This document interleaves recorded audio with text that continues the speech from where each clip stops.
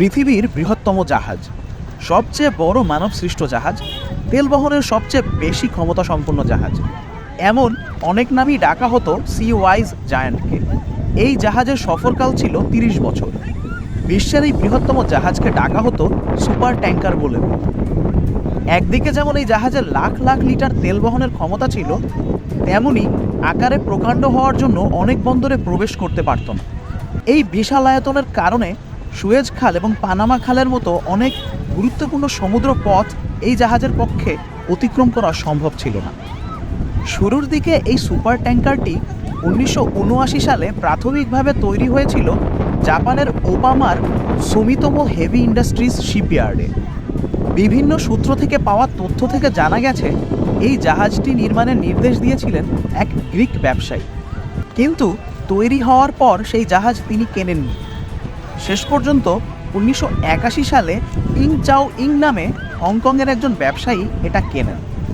তিনি ছিলেন সামুদ্রিক shipping company Orient overseas container লাইনের মালিক। হংকংয়ের মেরিটাইম মিউজিয়ামের তথ্য অনুসারে কেনার পর নতুন মালিক মনে করেছিলেন জাহাজের আয়তন হওয়া উচিত আরও বড়, তাই নতুন অংশ যোগ করে জাহাজের আয়তন আরও বাড়ানো হয়। এরপর এর তেল বহনের ক্ষমতা ১,৪০,০০০ টন বেড়ে যায়। এই সুপার ট্যাঙ্কারের দৈর্ঘ্য ছিল রেকর্ড ৪৫৮.৪৫ মিটার।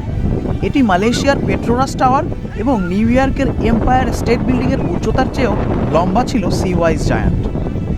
প্রায় ৪ কোটি ব্যারেল তেল বহনের ক্ষমতা রাখত এই জাহাজ।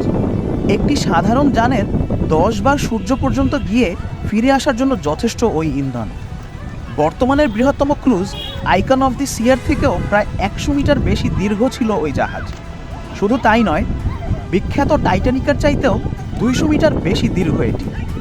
পুরো ভরে গেলে জাহাজের ওজন দাঁড়াতো ৬,৫৭,০০০ টনে। আর এত ভারী জাহাজ চালাতে দিনে প্রয়োজন হতো ২২০ টন জ্বালানি।